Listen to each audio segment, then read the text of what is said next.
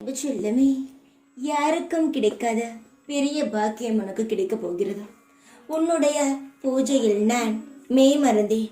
உன்னுடைய பக்தியில் நான் உன் எதிர்காலத்தையே நான் மாற்றி எழுதிவிட்டேன். ஏனென்றால் உன்னுடைய நல்ல மனமும் நல்ல பழக்கமும் எனக்கு மிகவும் பிடித்துள்ளது. யாருக்கும் கெட்டது நினைக்காமல் எப்பொழுதும் நல்லதை நினைத்து வாழ்ந்து கொண்டிருக்கும் உனக்கு எவ்வளவு கஷ்டம். அதனால் நான் முடிவெடுத்து விட்டேன். உன் வாழ்க்கையில் இனி எந்த ஒரு ஏமாற்றங்களையும் நீ சந்திக்க கூடாது. எப்பொழுதும் உன் வாழ்க்கையில் சந்தோஷம் மட்டும் நிலைத்து இருக்க வேண்டும் என்பதை நான் முடிவெடுத்து விட்டேன்.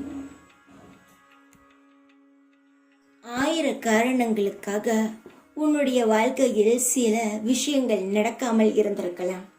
ஆனால் நீ எந்த விஷயத்திற்கெல்லாம் பயந்து தடுமாறி இது இனி நடக்கவே நடக்காதோ என்று பயந்தாயோ அது திரும்பவும் உன்னிடம் வந்து கிடைக்கப் போகிறது. உன் வாழ்க்கையில் நீ எதை இழந்து தவிக்கிறாயோ, உன் வாழ்க்கையில் இது கிடைத்திருந்தால் நன்றாக இருந்திருக்குமே என்ற மனதால் ஏங்கினாயோ, அது உன் வாழ்க்கையில் கிடைக்கப் போகிறது.